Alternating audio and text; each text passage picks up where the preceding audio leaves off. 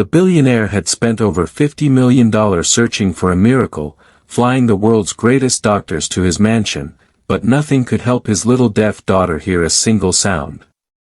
Then, on the day he had finally accepted defeat, an unknown single father, a former Navy SEAL carrying only a worn backpack, walked through the gates and quietly said, "Give me just 5 minutes, and don't stop me until she's smiling." The guests laughed, the security guards tried to throw him out, and even the billionaire thought he was a fraud.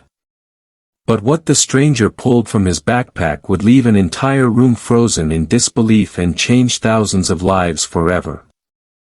The ballroom fell silent as the world's wealthiest investors applauded billionaire Ethan Caldwell for another record-breaking business deal.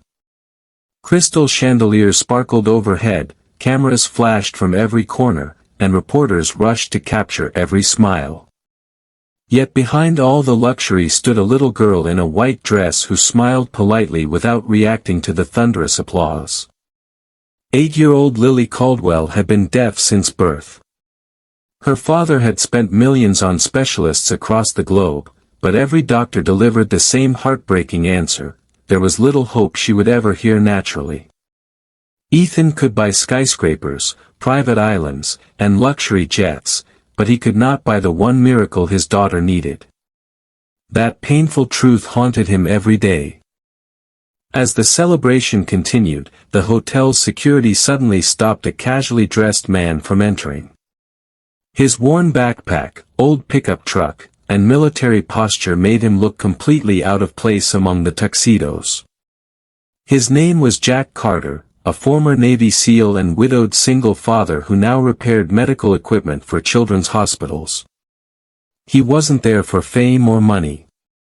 He had received a message about a rare hearing device prototype that had once helped another child under extraordinary circumstances, and he believed Lily deserved a chance.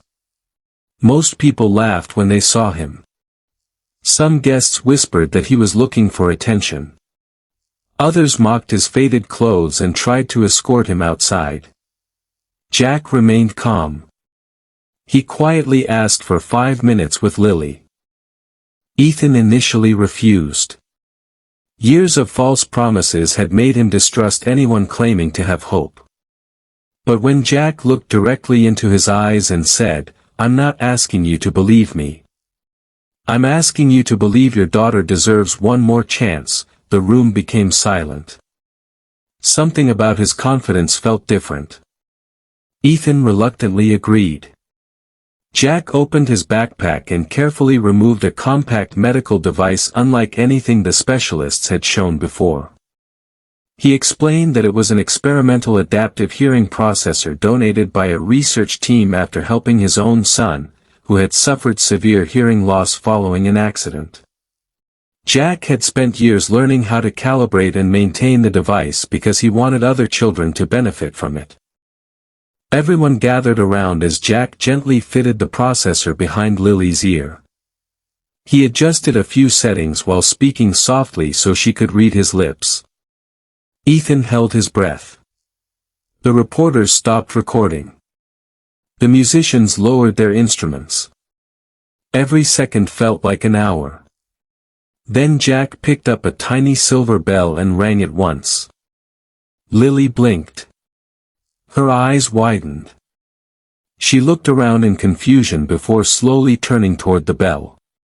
Tears filled her eyes as she placed trembling hands over her ears. For the first time in her life, she had heard a sound. She looked at her father, who whispered, "I love you." Lily couldn't pronounce every word clearly, but through tears she answered with a shaky voice, "Dad." Ethan collapsed to his knees, crying openly in front of hundreds of people who had never seen the powerful billionaire lose control. Guests who had mocked Jack moments earlier wiped away tears. Even the hotel's toughest security guards struggled to hold back their emotions. The miracle did not end there. Jack explained that hearing would require months of therapy, patience, and practice. This was only the beginning. Ethan insisted on writing Jack a check worth millions, but Jack smiled and folded it back into Ethan's hand. "If you really want to thank me," he said, "build a place where families who can't afford treatment never have to give up on their children." Those words changed Ethan forever. Within a year, he funded hearing research centers, free rehabilitation clinics, and scholarships for children with hearing impairments around the world. Thousands of families who had once lost hope finally received life-changing care. Jack never accepted fame. He quietly returned to raising his son, believing that true heroes don't measure success by wealth but by the lives they change. Years later, Lily stood on the stage of one of those hospitals during its anniversary celebration. With clear, confident speech, she addressed hundreds of children wearing hearing devices just like hers. She thanked the doctors, the researchers, her father, and especially one humble single dad who refused to let strangers' opinions stop him from helping someone in need. The audience rose for a standing ovation, not because a billionaire had donated millions, but because one ordinary man had chosen compassion over recognition.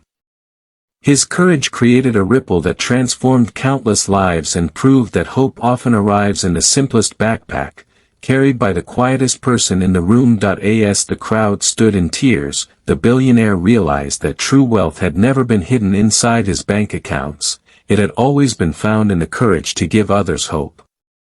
The former SEAL disappeared into the crowd without asking for money, fame, or recognition, leaving behind only a miracle and a lesson no one would ever forget. Sometimes the greatest heroes arrive with empty pockets but the richest hearts. And from that day forward, every child who walked into the billionaire's new hearing foundation carried a reminder that one act of kindness can echo louder than any sound in the world.